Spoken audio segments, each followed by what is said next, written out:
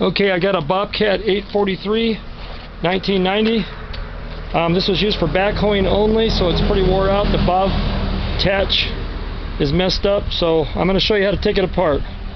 First thing we're going to do is we're going to pull the bolts out on both sides and that pin in the middle, and I have it supported by blocks. Watch your feet at all times, and I'll show you how to hammer those pins in.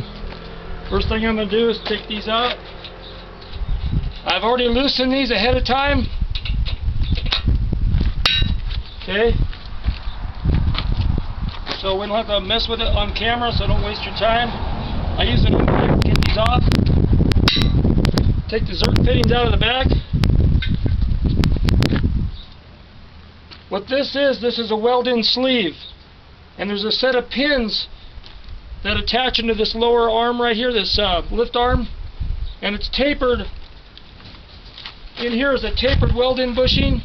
There's a tapered pin that goes in. And what you do is you take, I use an 8-inch grade 8 bolt, and I screw it into here. Actually, as far as you can, so it doesn't mess the threads up, and then you back it up about a quarter turn. And now I have a maul instead of a sledgehammer. Now I already loosened these, so you're going to be banging on these until you get it in. And when you get it in, you'll see some grease shooting out of here. And the proper way to do that, since I already loosened them, is you would take your screwdriver, you would put it in the Zerk fitting hole, and you dig all the hard grease out. Loosen it all up so it's all nice and clean in there. So when I hit this side, it'll go in easy without the grease and the dirt and stuff that gets in there in the way. So I'm unscrewing this right now. I'm going to take it and put it on this side. I'm going to screw it all the way in.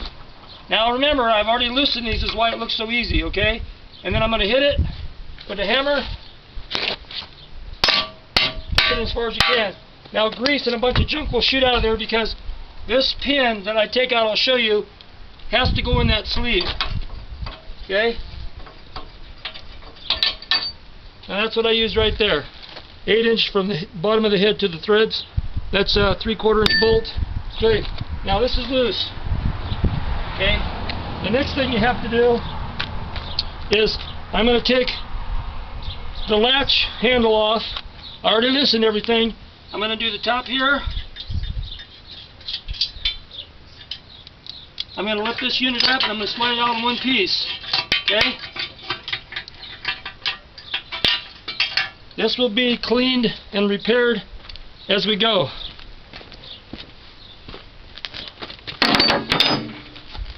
Now, on the rest of this unit, I'm going to set the Zerk fittings and the original bolts that hold the taper pins in out of the way. I'm going to go, and this bolt right here holds this pin that holds the ram. And see, the ram's got so much plate in there, I got to replace this bushing. So I'm going to lift this bolt out. I already loosened it ahead of time. I'm going to put it over here so I don't lose it. I'm going to take the bolt I used to take those out. On this side, the Zerk fitting. You don't want to hit that side. You want to hit the flat side. Now watch your feet. Nothing falls on you, okay? When you get that out, now that pin right there is wore here, and it's a little wore here. These bushings are probably wore. I couldn't get these anywhere. I finally found a place that has them. I'll replace those later. For now we're just doing the pins there and the handles. And then I have some welding to do on it later, and we'll put that in a different video.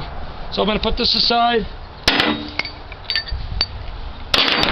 Now, I'm going to have to lift the arms up to get that out of the way. And I'm going to go ahead and shut the camera off, and I'll move that stuff out of the way, and then we'll take pictures of the bushings.